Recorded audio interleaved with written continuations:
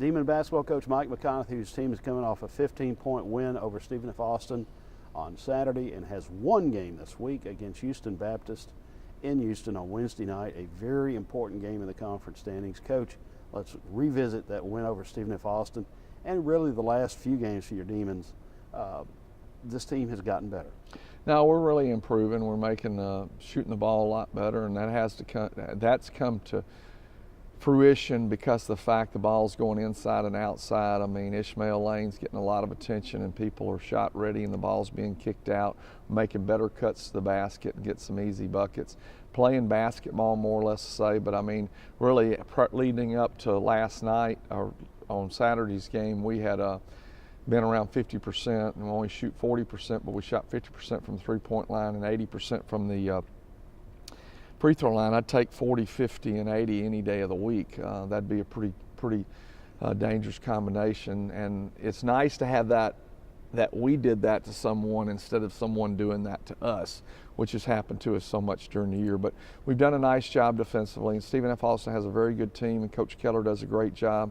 I felt like that our kids played with so much purpose, have played with more purpose, even in the Lamar game where we were down by 15 points and came and took a 3-point lead, had some turnovers late. Key to the game for us Saturday, not just the 40, 50, 80, was the fact we only had 14 turnovers. The Lamar game, we had 23, 25 turnovers. And we got ahead, and then we turned the ball over and didn't get 3 straight times, but then we get 3 straight stops in the last two minutes of the game, and ended up losing by 5. I mean, it was about a 1-point game, and we fouled, whatever, and they made their free throws, did a great job. But Lamar's playing really good basketball right now, and that was a tough game for us there. So, doing some much better things, but, we don't have any time to be excited about what we did, because the next game is more important than the one we just played, because it is the next game. And Houston Baptist is leading the league in scoring. They do a great job. They score the basketball well. They get 14 offensive rebounds a game. They just do so many things well. Their pace is just the way we've liked to play in the past. But we are still pushing the ball, but we're trying not to take shots unless it goes inside or we get a layup. And I thought our pace Saturday against Stephen F. Austin, we really ran the floor well.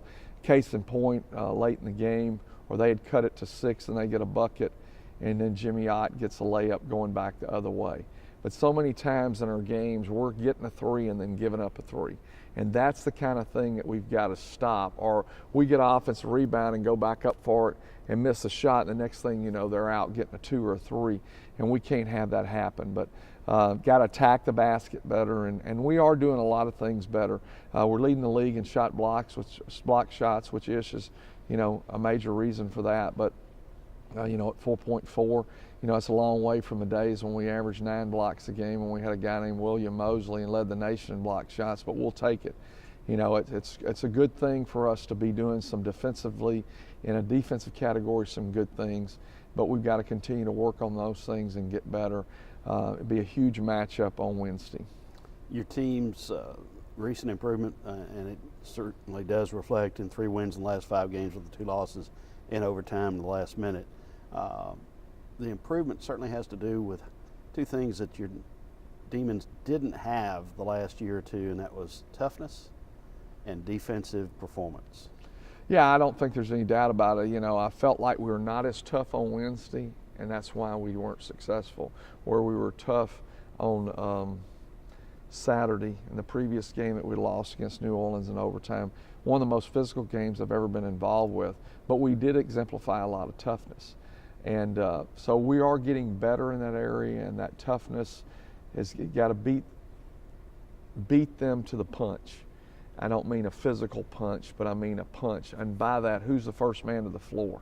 The ball's on the ground, who's the guy first man on the floor? Today, when we watched 50-50 balls, there was not nearly as many 50-50 balls in the previous game as there had been in other games, because we were the first one to the floor in getting balls. Or maybe let me correct that we didn't get. You know, the 50-50 ball is always going to be there, but we're getting those 50-50 balls on Saturday where we haven't been getting those because we weren't the first guy on the floor. HBU, as you said, leads the conference in scoring. Your team has shown the ability to score and just had its best offensive game of the year from a standpoint of 87 points in a conference game, first time in a couple of seasons the Demons have cracked that high level. What are the keys to Wednesday night? One, you got to stop them in transition because they got 4 guys that are going to push. You got to be able to stay in front of people, try not to let them get to the basket. Got to contest 3-point shooters. Their shooting percentage is not great, but they got numerous guys that can make them. So because they have so many different guys that can make them, you can't really pay attention to that because it could come from this guy that tonight or that guy tomorrow night.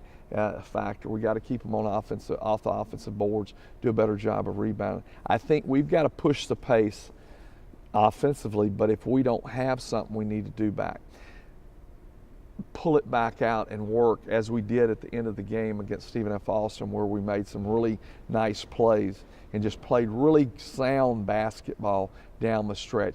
Had a few bad shots during the last minute of the game, but you know it was a 12 to 15 point game, and sometimes you don't make really good decisions. But the key to that game, and I know I've gotten back on that game, I want to make a point.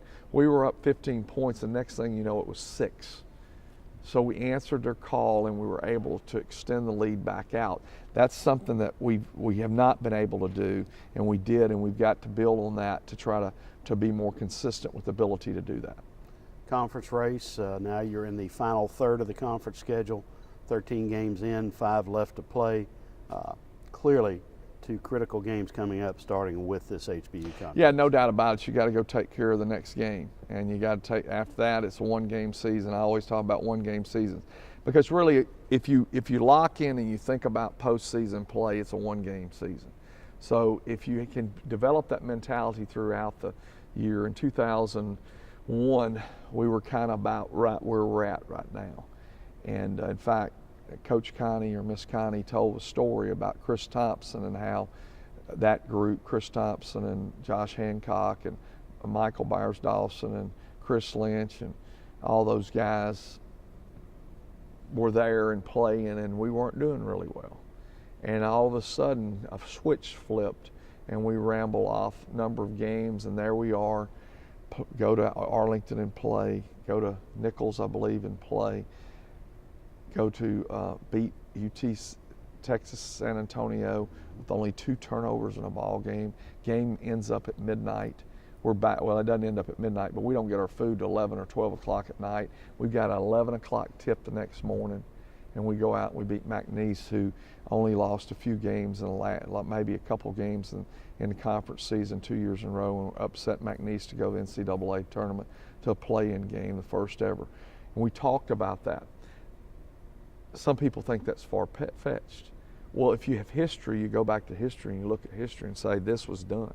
If you don't have any history, you can't go back to history. So we've got to really understand that 1-game seasons are so critical, and we have to take the approach that we're going to do everything we can to put ourselves in the best position to get to the tournament, to take 1 step at a time.